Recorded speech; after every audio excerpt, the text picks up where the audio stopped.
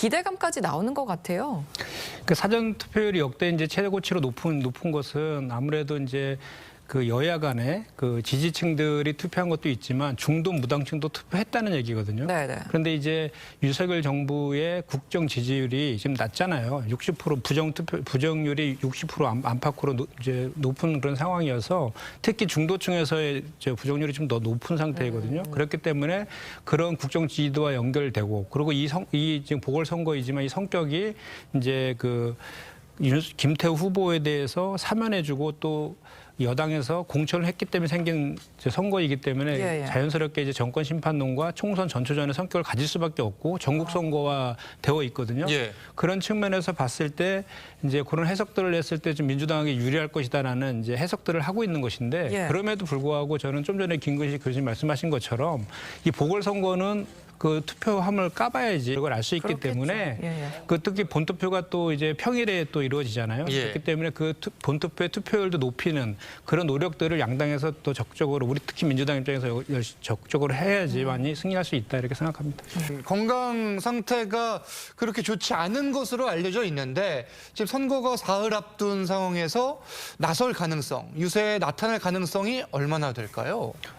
본인은 나서고 싶어 하시고 의지도 있죠. 그런데 이제 24일 동안 단식했고 또 단식을 회복하기 위해서는 두세 배의 시간이 더 필요하다고 하지 않습니까? 그리고 겉으로는 좀 회복돼 보이지만 또 속이나 내부 회복의 문제는 또 다른 문제이고 또 유세는 현장에서 하는 거기 때문에 목소리도 좀 키워야 되고 또 돌발 상황이 발생할 수도 있잖아요. 그렇기 때문에 이제 그 어제 그 유세도 이제 취소를 좀 한 그런 측면이 있는데 앞으로는 그 본투표 전까지 가능성이 있으면 나가려고 하는 그런 생각이신 거로 제가 확인을 했고요. 이번 선거가 아까도 말씀드렸지만 정권 심판론과 총선 전초전의 성격도 있지만 또 이재명 대표에 대한 영장 기각 이후에 치러진 선거이기 때문에 자연스럽게 윤석열 대통령과 이재명 대표와 연관된 투표일 수밖에 없거든요. 그래서 이재명 대표가 현장에 나간다고 하면 우리 민주당의 지지층의 결집 효과도 있을 거고 또 아까도 말씀드렸지만 중도층에 대한 부정적인 여론이 그 여당이나 정권에 많기 때문에 이재명 대표 현장에 가는 것이 민주당에 유리하다는 판단을 저희가 하고 있습니다. 반론하시겠습니까? 제가 사실 저로 말씀하실까 봐 아까 제가 말씀드린 건데 저도 현장에 가서 자주 가서 이제 유세 지원을 하고 있는데 저랑은 이제 서로 여야 간에 민심 있는 게 서로 완전히 틀린 것 같아요. 다를 수 있죠. 지금 그 민심을 보면은 1년 6개월 동안 탈탈 털어서 한동훈 장관이 진두지휘했잖아요. 피의 사실 공표하고 도어 스태핑하면서 범죄가 사실인 것처럼 그리고 조작 수사가 아니고 증거가 없다라고 하면 100% 영장 기각될 것이다. 이렇게 언론 앞에서 호언장담했거든요. 그런데 영장이 기각됐어요. 그거에 대해서 검찰이 무리한 표적 수사를 했구나라고 생각하는 게 국민 여론이 훨씬 더 민심이 훨씬 더 그런 쪽에 많이 수렴돼 있고요. 그렇기 때문에 아까도 제가 말씀드린 것처럼 이 선거는 이미 정권 심판론의 성격에다가 영장 기각에 따른 그 영향이 이제 영향을 미칠 수밖에 없는 선거인데 그렇기 때문에 이재명 대표가 사실은 현장에 가서 유세를 하든 또는 병상에서 그 선거를 지휘하든 간에 이미 그런 성격의 선거로 이제 보궐선거로 규정이 되어 있다. 이 말씀을 제가 아까 드린 겁니다. 홍익표 원내대표는 부적격자가 다시 지명될 경우엔 제3, 제4 인물에 대해서도 부결시킬 것이다. 이렇게 이야기를 했는데 이게 당의 입장인 겁니까? 그러니까 일반적인 얘기를 한 것이죠. 윤재욱 원내대표께서 이런 얘기를 했더라고요. 이것이 뭐 이렇게 부결시킨 것이 이재명 방탄용으로 사법부를 길들이게 한 것이고 국정 발목을 잡는 것이다라고 했는데 이거는 정말로 그 논리성도 좀 없는 데다가 헌법 자체를 모르는 무지의 정말 발언인 것 같아요. 아니 어떻게 그 이재명 방탄을 위해서 사법부의 수장인 대법원장을 부결시킵니까? 오히려 그럼 역효과가 나겠죠. 그리고 국정 발목이라는 것은 헌법에 우리가 상권 분립을 규정하고 있잖아요. 그 대법원장은 행정부와 입법부를 견제하는 기능을 하고 있는 것이지 행정부의 하부 기구가 아니에요. 독립된 하나의 그 사법부의 수장인 것이죠. 그래서 이 사법부의 수장을 뽑을 때에는 다른 여러 가지 의혹들이 분명히 많이 있었습니다. 뭐 이렇게 편향적인 그 성인지 감수성이 부족하다는 비판도 있었고 1948년도를 건국절로 주장하는 역사 인식의 부재 뭐 그런 문제도 있었고 또 뭐 비상장 주식에 대해서 미신고했다든지 아파트 찬스라 여러 가지 도덕적인 흥결이 있었지만 가장 중요한 그 판단 기준 중에 하나는 뭐였냐면 법조계조차도 부적격 인사라고 판단했다는 겁니다. 그래서 서울 변협에서 실시한 평가 고위법관 평가에서 항상 하위 평가를 받았고 그리고 가장 법관으로서 중요한 그 잣대인 공정성 평가에서는 하위에서 7번 예. 낮은 평가를 받으셨던 분이고 특히 법원 내부 구성원들이 성명서를 발표했어요. 부적격 인사라고. 예. 이렇게 그 자기가 이제 이끌고 그 사법부의 독립을 견인해야 될 구성원들 내에서도 부정적인 평가를 받았던 분이기 때문에 예. 그런 것들과 아까 말했던 그런 의혹들을 종합적으로 평가해서 민주당에서 부결을 한 것이지 무슨 뭐 그 윤석열 대통령이 지명한 그 후보이기 때문에 이걸 부결시켰다 이건 전혀 아니다라는 그런 말씀을 드리고 그렇기 때문에 사법부의 공백을 가지고 비판할 것이 아니라 예. 빨리 더 적합한 후보를 내세워서 예. 사법부의 공백을 최소화하는 것이 저는 윤석열 대통령과 여당에서 할 지금의 역할이다 이렇게 아니, 말씀드릴게요. 또 부결될 것이다. 또 계속 부결할 부결될 수 수밖에 있다. 없어요. 예. 이 주장 어떻게 들으셨어요? 불리한 주장이죠. 예. 그러니까 이런 겁니다. 이게 저기 그 홍익표 원내대표가 제2, 제3 언급을 한 것은 네. 여당에서 이게 부적격자이고 자격이 흥결이 많은 후보인데도 불구하고 대통령이 내정했는데 무조건 가결시켜라라고 계속 그런 주장을 비판을 하니까 만약에 이렇게 지금 민주당 기준으로 부적격한 인사를 계속해서 한다라고 하면 우리는 이렇게 할 수밖에 없다라는 일반적인 얘기를 한 것이고요. 일반적인 반박이다. 예, 그리고 네, 그런 이게 설명이군요.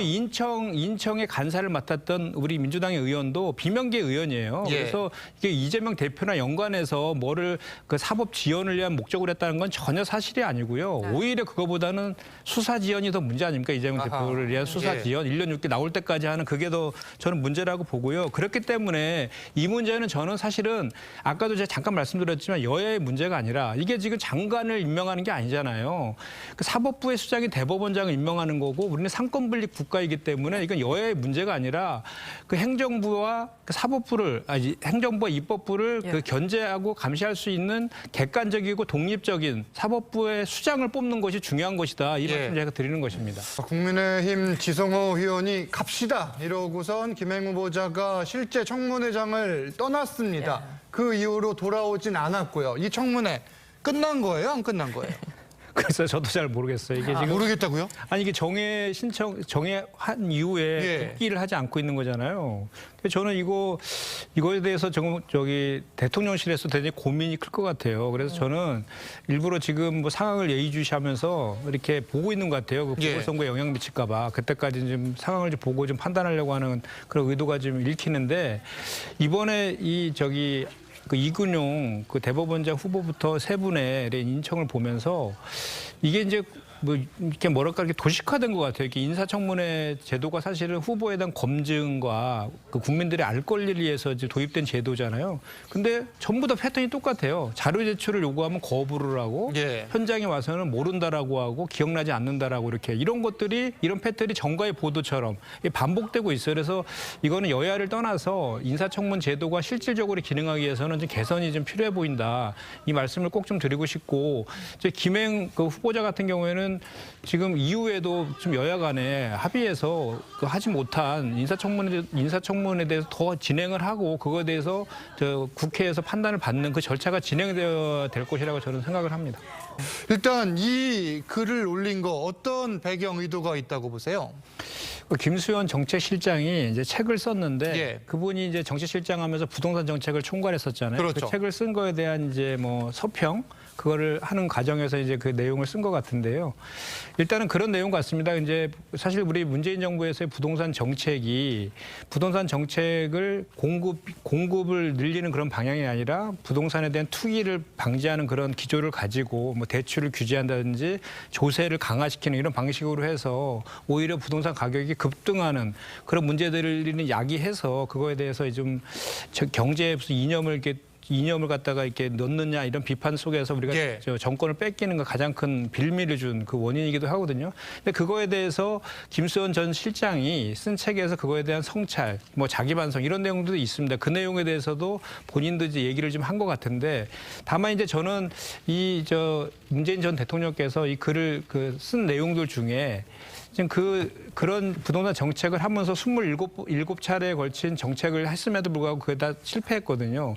그 실패로 인해서 무슨 뭐 청년들이 이제 자산 격차가 벌어지고 예. 이런 원인들, 그리고 또 정부의 정책을 신뢰해가지고 1주택자들이 부동산을 매각하거나 또는 무주택자들이 주택을 구입하지 않게 만든, 그런 거로 인해 자산 격차가 벌어진, 불평등을 좀 심화시킨 그런 것들에 대한 내용들도 좀 언급하면서 했으면 좀 더 공감대를 얻었지 않았을까, 이런 좋았을 것이다. 예, 그런 생각을 좀 해보고, 다만 이제 한 가지 저도 좀 덧붙일 것은 뭐냐면 예. 네네. 이 국정감사와 관련해서는 이 국정감사 제도 자체가 한 해에 정부의 그 국정 전반을 감사하는 그런 자리이거든요. 그렇죠. 근데 지금 여당에서는 계속 이거에 대해서 전 정부 김현미 전 국토부 장관이라든지 예. 뭐 이런 분들을 증인으로 채택을 요구하면서 이걸 좀 물타기 하려고 하는 거거든요. 근데 사실은 이건 현재 윤석열 정부에 대한 국정 전반에 대한 감사를 하는 자리이기 때문에 야당의 시간일 수밖에 없는 것이고, 이미 작년에 한 차례 국감을 통해서 전 정부에 대한 그런 내용들은 다 많이 짚었거든요. 근데 예. 그걸 또 되풀이하는 것은 이 국정감사 본래의 기능보다는 그 현재 윤석열 정부에서 노정되고 있는 뭐 이게 실정이라든지 무능 같은 거를 좀 물타기하려는 의도가 있기 때문에 좀 적합하지는 않다, 이렇게 생각합니다.